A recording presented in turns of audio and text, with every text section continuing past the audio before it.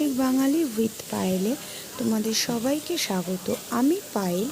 আজ আমি তোমাদের জন্য বানাবো একটা পিঠে, সুস্বাদু একটা রেসিপি। তো শীতের আমেজে কে না পিঠে ভালোবাসে বলো, তাও সেটা যদি হয় মায়ের হাতে।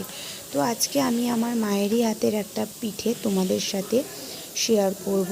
তো আজকে আমি তোমাদের জন্য বানাবো পাটিসাপটা পিঠে। তো তার জন্য আমি এখানে নিয়েছি 1 কাপ চালের গুঁড়ো, তাতে হাফ কাপ সুজি। সেটাকে আমি দেখো জল দিয়ে আমি ভিজিয়ে রাখছি। তো এটাকে একটু প্রথমে জল দিয়ে আমি ভিজিয়ে রাখবো, পরে আমি এটার মধ্যে দুধও আমি অ্যাড করব। কিন্তু প্রথমে এটাতে আমি জল দিয়ে এটাকে একটু ভিজিয়ে রাখছি। তোমরা চাইলে পুরোটাই দুধেও গোলাতে পারো, আমি একটু জল দিয়ে এটাকে গুলিয়ে রেখেছি। এরপর এটাতে আমি দেবো একটু গুড়, যাতে পিঠেটা একটু লালচে হয়। সেই জন্য তোমরা চাইলে গুড়টা নাও দিতে পারো, কোনো অসুবিধা হবে না তাতে, কিন্তু গুড়টা দিলে স্মেলটা ভালো আসে। তো এরপর আমি দিয়ে দিচ্ছি দুধ। তো দুধটা দিয়ে তারপর তো বন্ধুরা এটাতে গুড় দেওয়া হয়েছে। এক তো পিঠেটা একটু লালচে হবে, তাতে গন্ধ, গুড়ের যে স্মেল সেটা তো খুব ভালো হবেই। সাথে পিঠেটার যে মিষ্টিটা, পিঠে তো আমরা মিষ্টিই খাই, সেটাও তো অবশ্যই হবে। সেই কারণে চিনি ব্যবহার না করে তার পরিবর্তে গুড় ব্যবহার করা হয়েছে, আর সামান্য একটু লবণ দিয়ে দেওয়া হলো। তো এই করে এটা আমরা একটু ঢেকে রাখবো। বন্ধুরা এদিকে আমি পিঠের যে পুরটা তৈরি করব, তার জন্য আমি কড়াই বসিয়ে দিয়েছি, আর এর মধ্যে আমি দুধ দিয়ে দিয়েছি, আর তার মধ্যে গুঁড়ো দিয়ে দিয়েছি। তো আমি ক্ষীর দিয়ে যেহেতু করব, তার জন্য আমি এর মধ্যে দুধটা একটু ফুটে উঠলে তার মধ্যে আমি খোয়া ক্ষীর দিয়ে দেবো। খোয়া ক্ষীর দিয়ে আমি দুধের মধ্যে দিয়ে একসাথে এটাকে মিক্সড করে আমি দেবো। তোমরা চাইলে পুরো দুধ দিয়েই ক্ষীর তৈরি করতে পারো। তো আমি পুরো দুধটা দিয়ে ক্ষীর বানিয়ে করছি না, তার জন্য আমি দুধের মধ্যে প্রথমে গুড়টা দিয়ে নিয়েছি। এটা একসাথে এটা ফুটে উঠে একেবারে গুড়টা গলে গেলে তারপরে আমি খোয়া ক্ষীরটা এর মধ্যে দিয়ে মিশিয়ে নেব। আমার দুধটা ফুটে গেছে, এবার আমি এর মধ্যে খোয়া ক্ষীরটা দিয়ে দেবো। তোমরা দেখো আমার দুধটা কিন্তু পুরো ফুটে গেছে। এবার আমি এর মধ্যে দিয়ে দেবো খোয়া ক্ষীরটা, দিয়ে এটাকে আমি নাড়তে থাকবো, যাতে নিচ থেকে মানে লেগে না যায়। এটা কিন্তু কন্টিনিউ তোমরা নাড়তে থাকবে, কারণ এটা অনেক সময় নিচের থেকে লেগে যেতে পারে, সেই জন্য।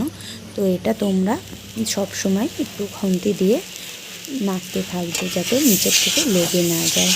তো এটা এইভাবে নাড়তে থাকবে যতক্ষণে এটা আরেকটু শুকিয়ে আসবে, আর কি আঠালো আঠালো মতো হয়ে আসবে। তারপরে এটাকে আমরা নামিয়ে ফেলবো। এটা আরেকটু হবে, তারপরে এটাকে আমরা নামিয়ে ফেলবো।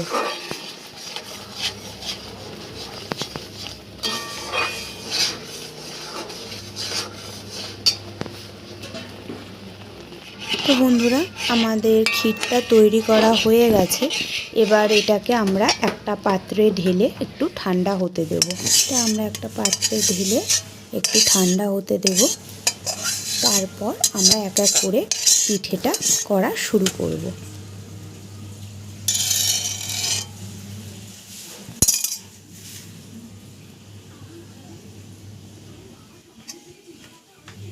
বন্ধুরা তোমরা দেখতেই পাচ্ছ কতটা স্মুথ ব্যাটারটা হয়েছে, আর এদিকে ক্ষীরটাও কিন্তু পুরো টাইট হয়ে গেছে। তো এবার আমরা এক এক করে পিঠেটা করা শুরু করব।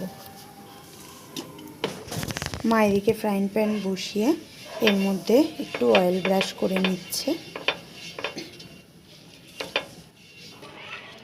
অয়েল ব্রাশ করাটা এবার মা এক ডাব্বু হাতা এটা ফ্রাইং প্যানের মধ্যে দিয়ে দিল, দিয়ে এইভাবে চারিদিকে এইভাবে একটু ঘুরিয়ে দেবে, খুবই কম ভাবে, কারণ এটা তো খুব বড় হয় না। এবারে পুরটাকে মা দিচ্ছে, একটা সাইড করে দেবে তোমরা, একদম মধ্যিখানে দেবে না, একটা সাইড করে পুরটাকে দেবে। সাইড করে পুরটাকে দিয়ে এবারে যেভাবে ডিমের অমলেটটাকে আমরা করার সময় যেভাবে আমরা পাল্টাই ঠিক সেইভাবেই এইভাবে পাল্টিয়ে দেবো আমরা। দেখো কি সুন্দর আমাদের পিঠেটা হয়ে গেল। এটা কিন্তু খুব তাড়াতাড়ি হয়, খুব ঝটপটভাবে হয়ে যায়। একটু দেখাবো সামনে। তো দেখো কি তাড়াতাড়ি হয়ে গেল। তো এইভাবে আমরা বেশ কয়েকটা করে নেব।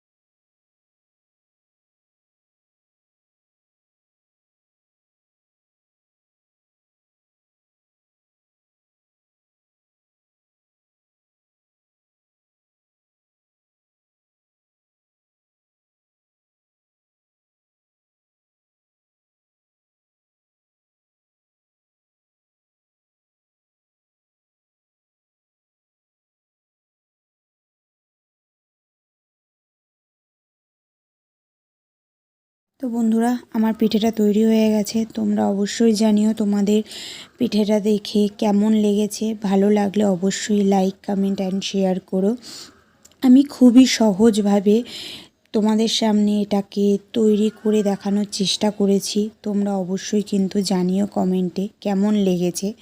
এই রকম আরও বেশ কিছু পিঠের রেসিপি আমি তোমাদের সামনে তুলে ধরার চেষ্টা করব এই শীতের আমেজে, শীতের মধ্যে। তো চলো বন্ধুরা, আমি এখন এটা আমার ঠাকুরকে আগে নিবেদন করব, তারপর আমরা এক এক করে এই পিঠেটা সবাই মিলে খুব মজা করে খাবো। তো চলো আগে দেখে নিই আমার গোপাল, আমার মায়ের গোপাল আগে এটাকে কি মজা করে খায়। চলো সেটা আগে একটু তোমাদের এক ঝলক দেখিয়ে দিই। তো বন্ধুরা, এই হলো আমার মায়ের গোপাল, রাধা গোবিন্দ, আমার মায়ের আর কি ঠাকুরের সিংহাসনের গোপাল, রাধা গোবিন্দ, সমস্তই ঠাকুর, লক্ষ্মী ঠাকুর, মায়ের দুটো গোপাল আসলে। এখানে আমার মহাদেব আছেন, মার গুরুদেব আছেন, সব ঠাকুরাই আছে। তো এই শীতকালে গুড় উঠেছে যেহেতু, নতুন গুড়, তো সেখানে আমরা পিঠে খাবো।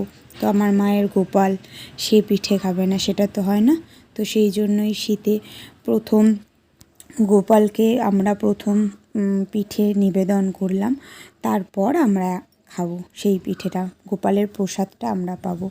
তো তার জন্যই গোপালকে আমরা প্রথম পিঠে নিবেদন করে তারপর তার প্রসাদ আমরা পাবো, সেই জন্য। তো তোমরা বন্ধুরা জানিও কেমন লেগেছে আমাদের এই ভিডিওটা অবশ্যই। তো আজকের মতো ভিডিওটা এখানেই শেষ করছি। নেক্সট ভিডিও নিয়ে আবার খুব শিগগিরই আমরা চলে আসব। তো চলো বন্ধুরা, আজকের মতো এখানেই শেষ করলাম। টাটা, বাই। খুব শিগগিরই আবার দেখা হবে আমার নিত্য নতুন রান্নার সাথে, নতুন ভ্লগের সাথে। চলো টাটা, বাই।